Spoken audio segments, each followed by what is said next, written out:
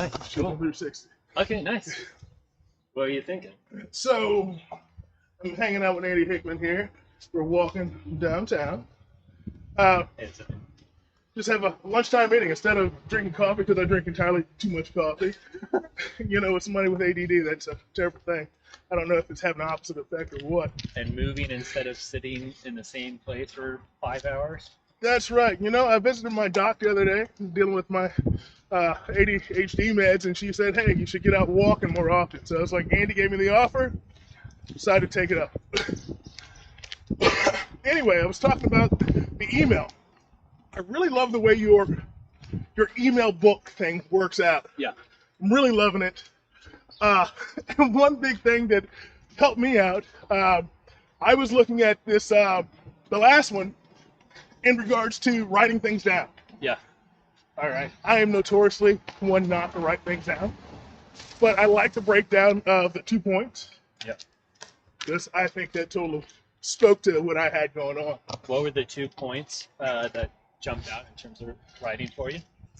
Well, it was always thinking that I didn't have enough time to do it. And then, what am I going to do with it after I wrote it down? Yes. Yeah. So, how did you come up with that? Oh, gosh. Years of trial and error. Years of need that was reached a point that was unignorable and then resulted in a bunch of trial and error.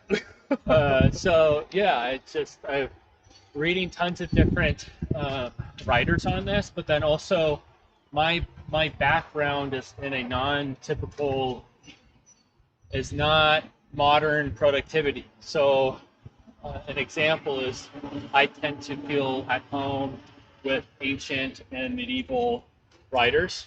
Cool. And so what this means is there tends to be an echo chamber. Like you read one popular book, take Atomic Habits as an example.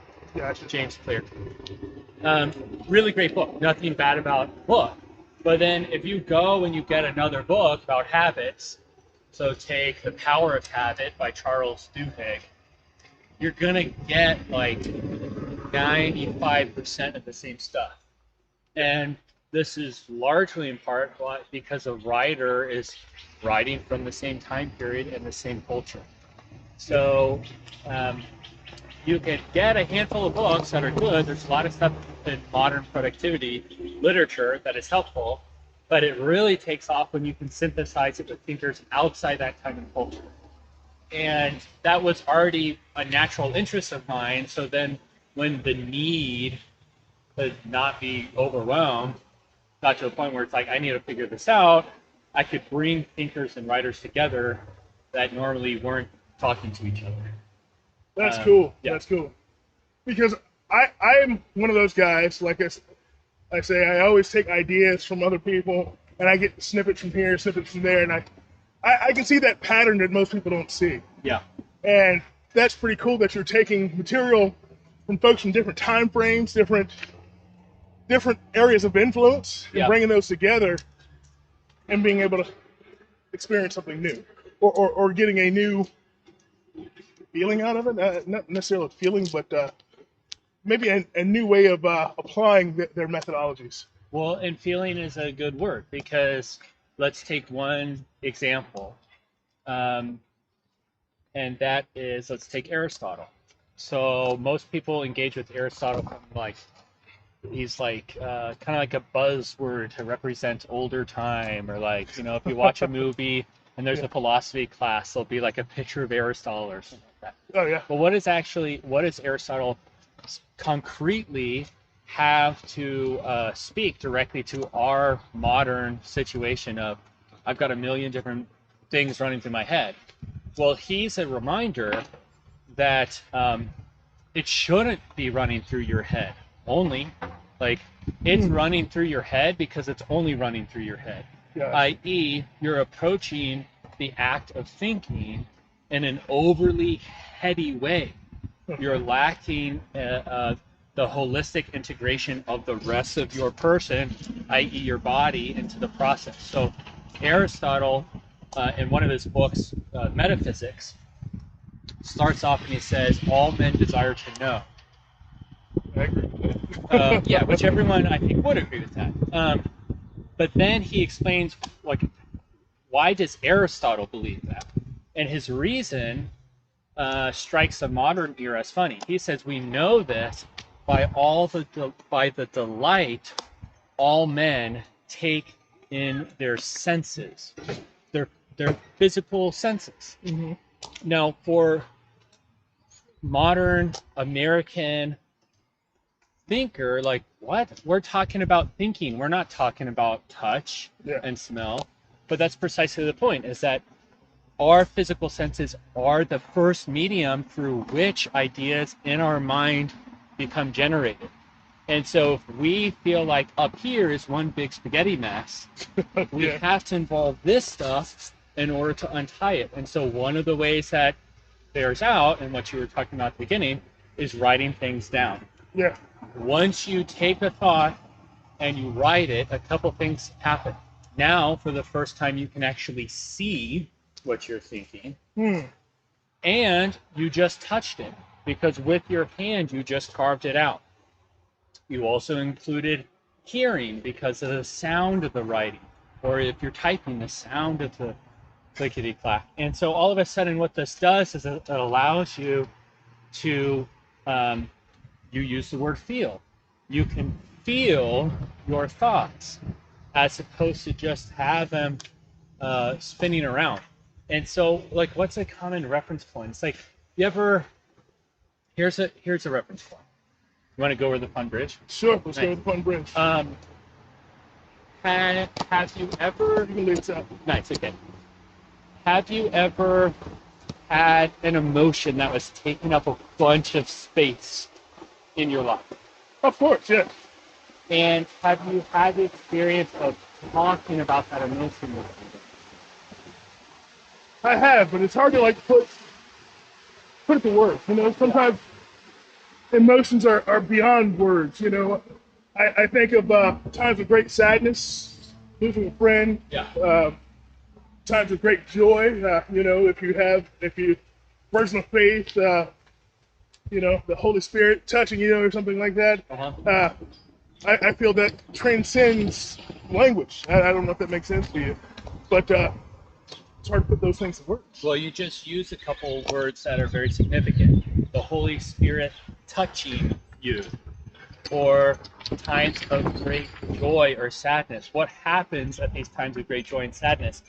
They get manifested in our body through tears, right? Or the feeling of blood moving in different parts at a different velocity.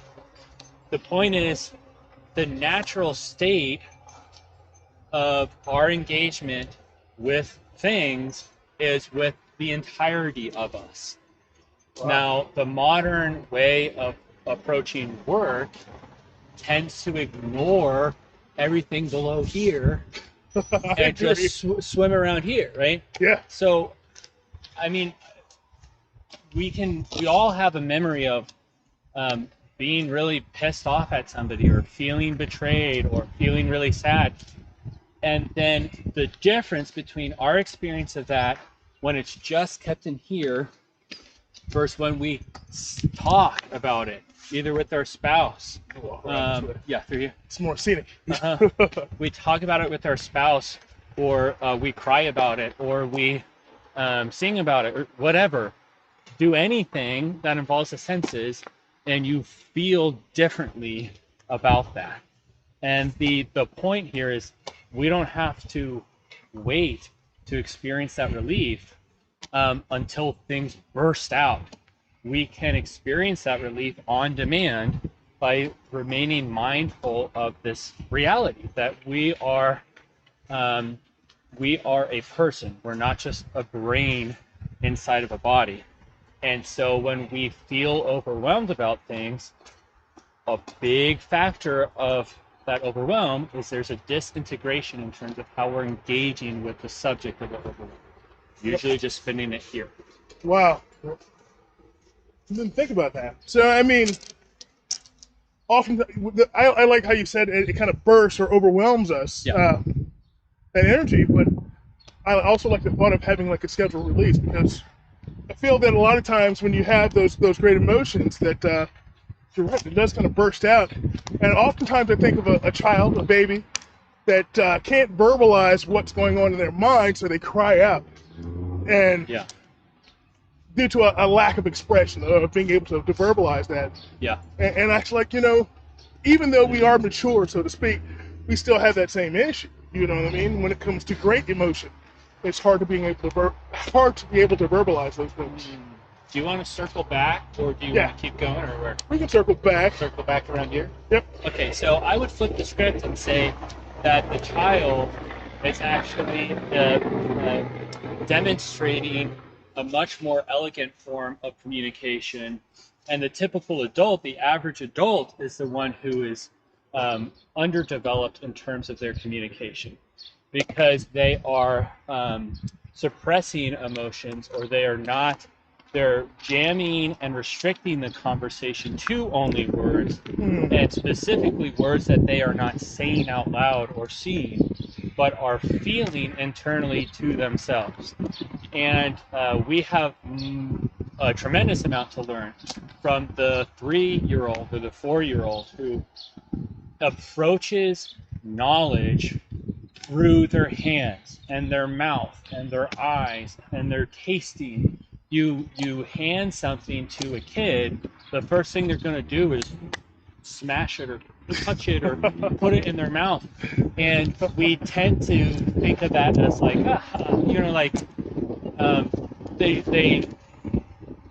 they don't know how to do it, but that's exactly how you do it. It is you. So they're familiarizing themselves Yes. with that item. In many ways, I always laugh, because it's kind of like, we laugh as being humans watching dogs run up and sniff each other's tails, but Yeah.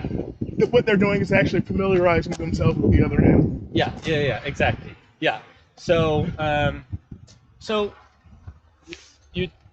here's a question, and you can kick it out to a different thing if you want to, but you mentioned 2 things that you found interesting about the advice on writing, or the 2 common bottlenecks or things that hold people back, and that is finding the time to write things out, and managing or organizing the things once they've been written out. So for you, which one is the stronger, higher bar to jump over? Well, I want to say it was kind of like a bit of a revelation that even though I write things down, and it's funny, I don't know if that's just a habit we have, where we're just so used to whipping out the pencil and a notebook and just jotting things down. Yeah. I do that quite often, when I'm getting information from folks, but I often realize I take it, I write it down, and I chuck the book to the side of the room, Right. like it's done. Right. I never revisit that book. Exactly. Yeah. And I believe in your portion of the book, the email book, I can still consider that stuff. I haven't actually given it purpose yet, or saying, hey, this is what this is, and this is why it's important, and I should categorize it and put it here. Right. And so I think that's really where the rubber meets the road for me to actually make this stuff valuable, is by giving it value by organizing. Mm-hmm. And what do you think it would mean to organize it? God forbid, but I believe that would actually go back and rewrite it. I know that sounds like more work, but I feel that it'd be more beneficial to rewrite it.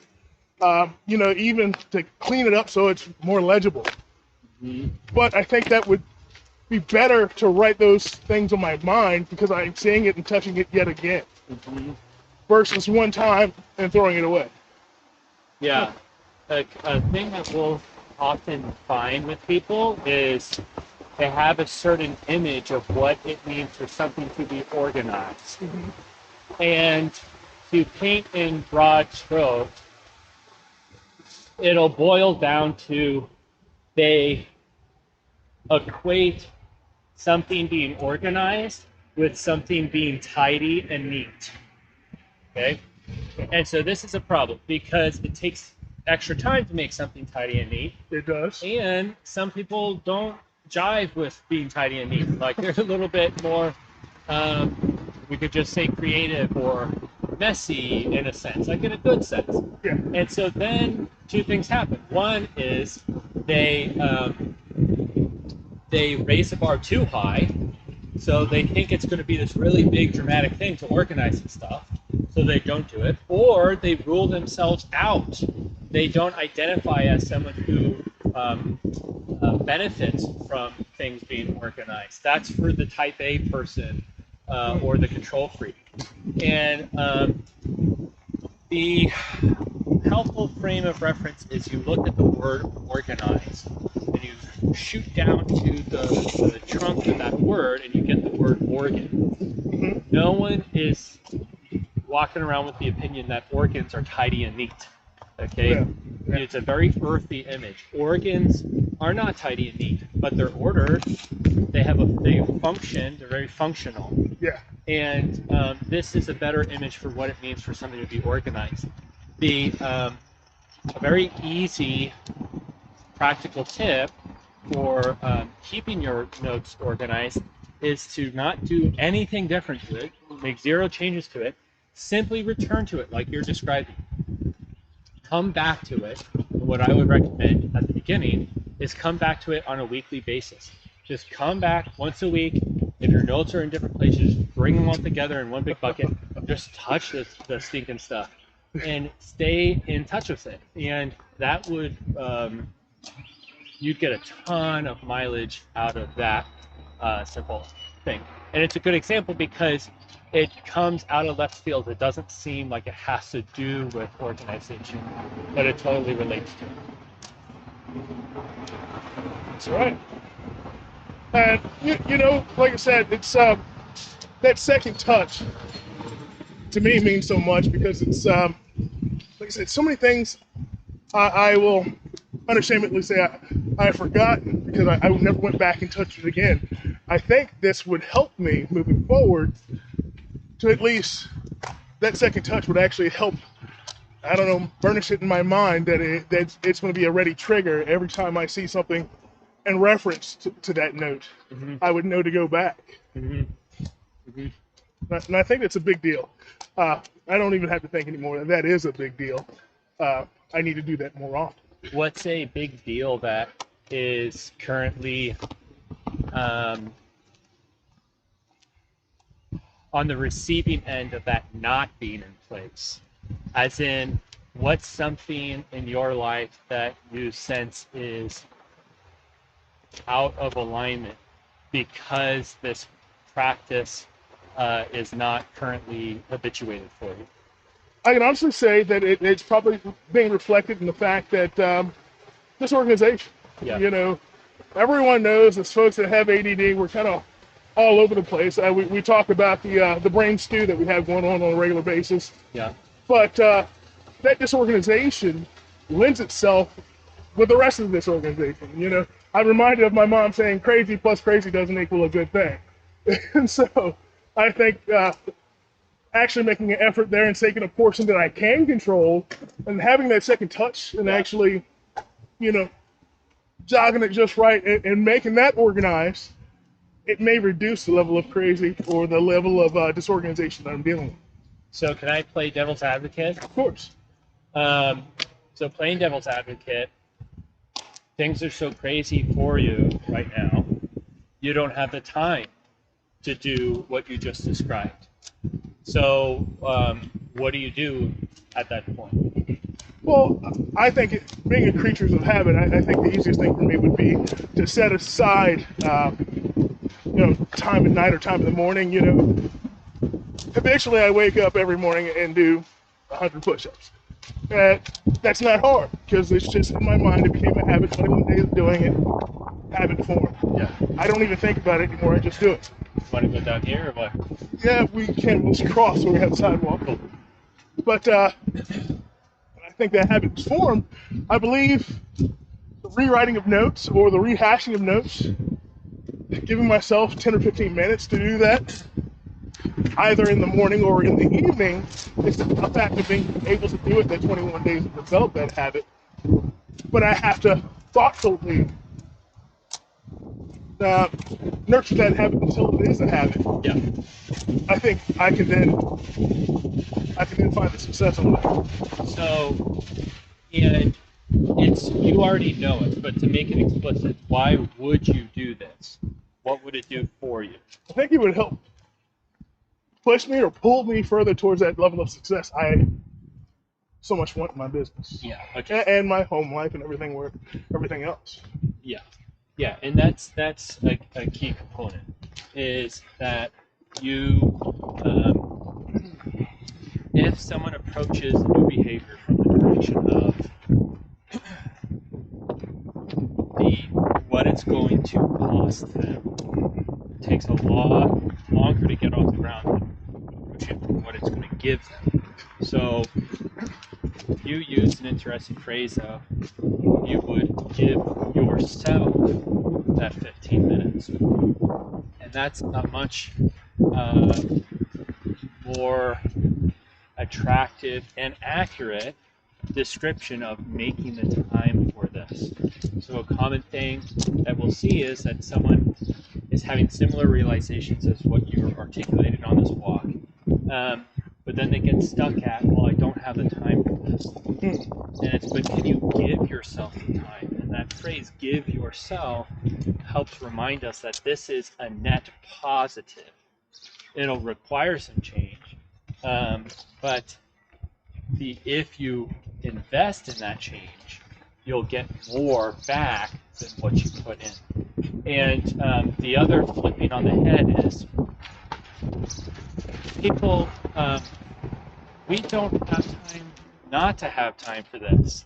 It's like, this is the cognitive equivalent of showering, and no one is going around saying, I don't have time to shower. It's a non-negotiable. Yeah, you make that time because it's a requirement. Right. Yeah, exactly. And so this is just the equivalent of that, but for your ideas. That's an awesome way of thinking about that. Yeah. And I appreciate you taking the time to walk and talk with me. Totally. This is pretty cool. I know we're both in BNI, and this is kind of something we do in BNI, is get together with other members, and we chat from time to time, talk business, talk philosophy. And I think that's one of the greatest things I can talk with you is philosophy, Yeah. and ways of thinking about things. Yeah. And that's cool, because sometimes, the worst thing is having someone with ADD that thinks about stuff a lot. You don't necessarily don't run across other people that understand what we're talking about. I see. Yeah. So it's definitely a breath of fresh air that I can talk about things on a heady level, and you totally get it. Yeah. And yeah, it's a relief. Totally. Yeah, I super enjoyed the conversation. All right. Well, we're going to end this. Thanks, Andy. Yep. All right.